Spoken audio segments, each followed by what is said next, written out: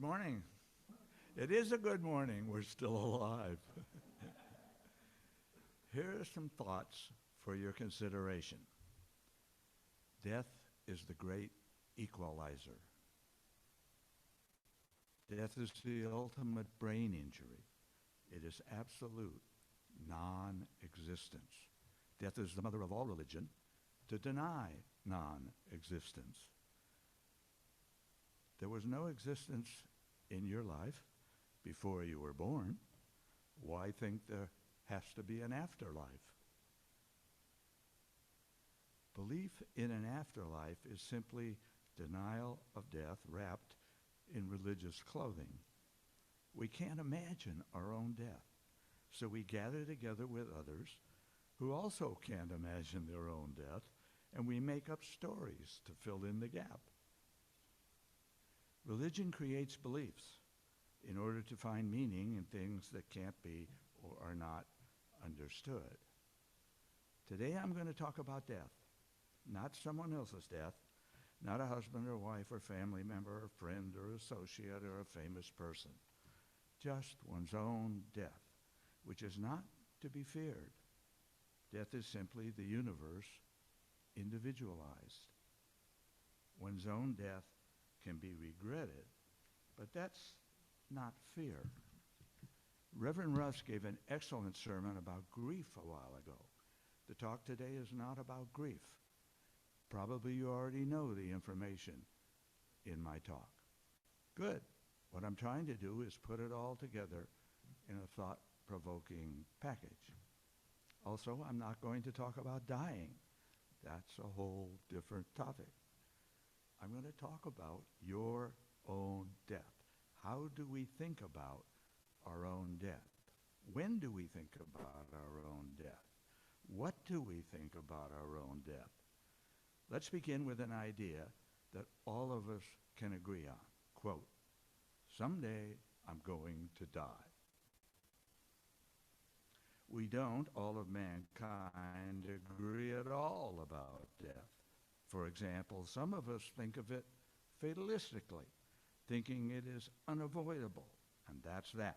What will be, will be. For example, soldiers in war often do this. Some of us take it philosophically, thinking it is part of life, just as much a part as birth is. So at least intellectually, it is accepted as a biological given, not a religious event. For example, many people in our UU think that. Some people see their own death as a release from life's trials and tribulations. They think, enough already, I'm tired. When death comes, they say, part of me will welcome it. For example, people with a terrible physically or emotionally painful illness or a very difficult past.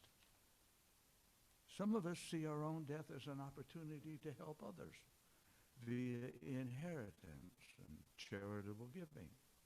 For example, people with large foundations to facilitate that. Some of us see our own death as a tool for punishment.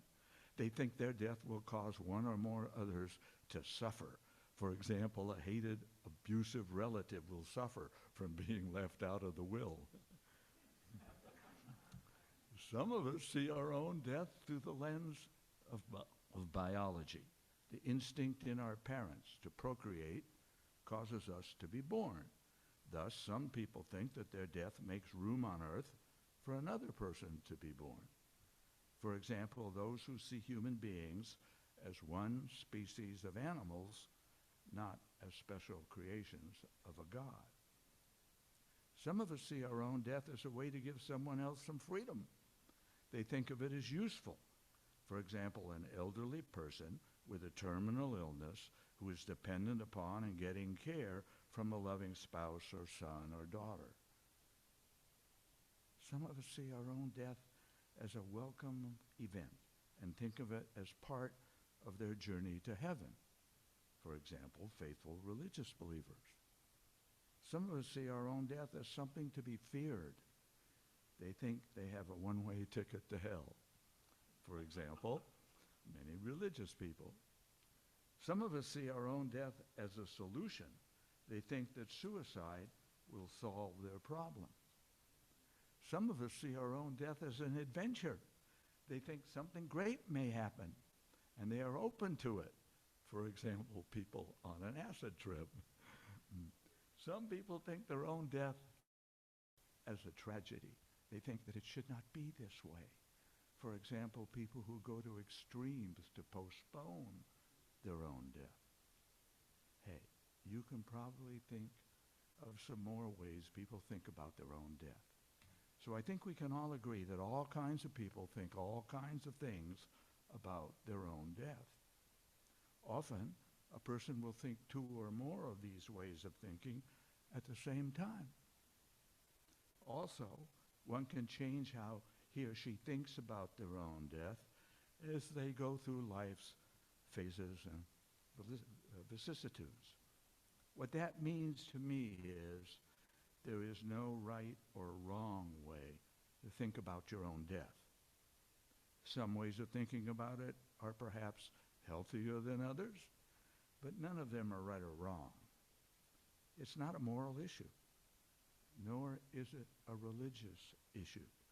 It's every person's free choice about how to think about their own death, unless they surrender that freedom. Unless they surrender that freedom. But for most people, it may not be a free choice.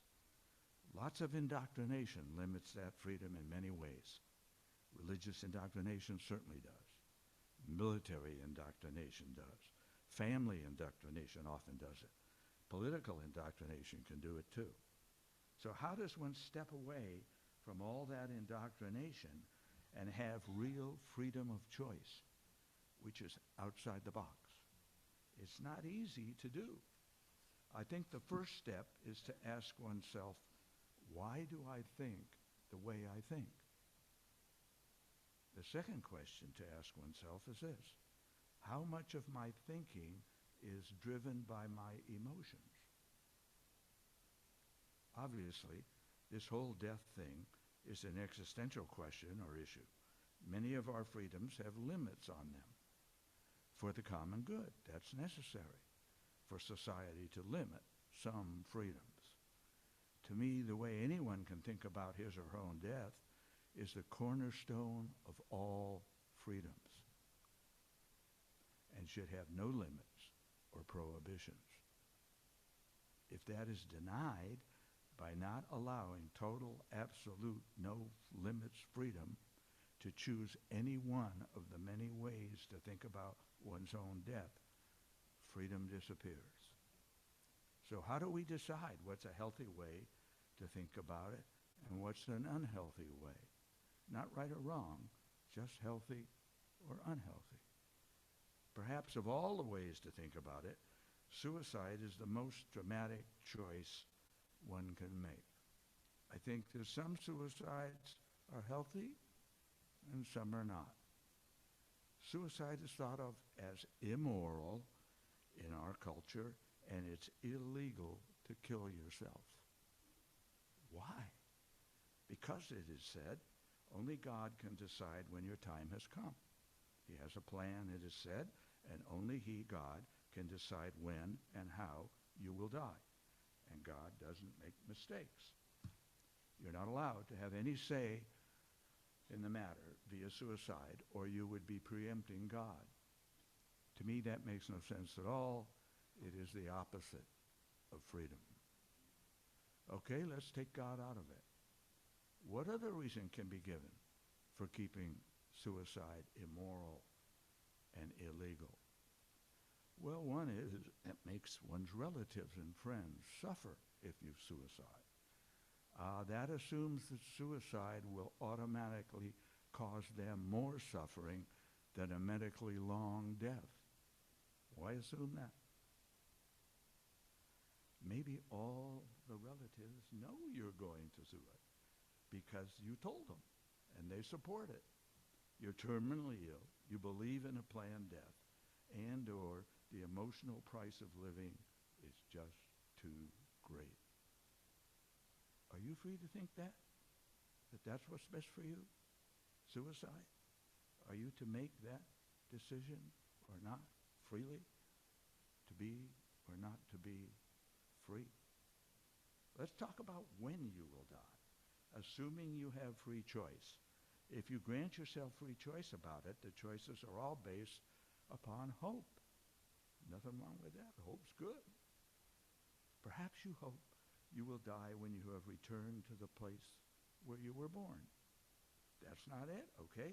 Maybe you hope to die after some event, such as the birth of a grandchild, or the turn of the century, or after your kid graduates with a PhD in cosmic nuclear physics, or when the morphine has kicked in enough, or before or after your spouse dies, or before decrepitude, or you hope to die before any of your children die, or you hope to live to be a certain age, or before your life savings run out, or after some candidate gets voted in or out, or you hope to die when you're at your favorite spot on earth, or when you're satisfied all of your life goals, or when you've finished your bucket list, or. There are so many choices.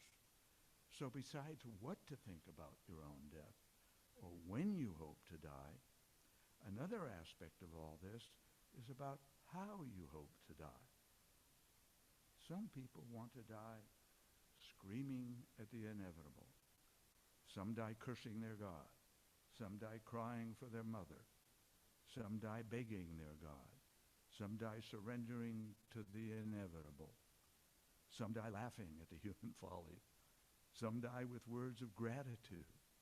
Some die having agreed to risk great pain and suffering.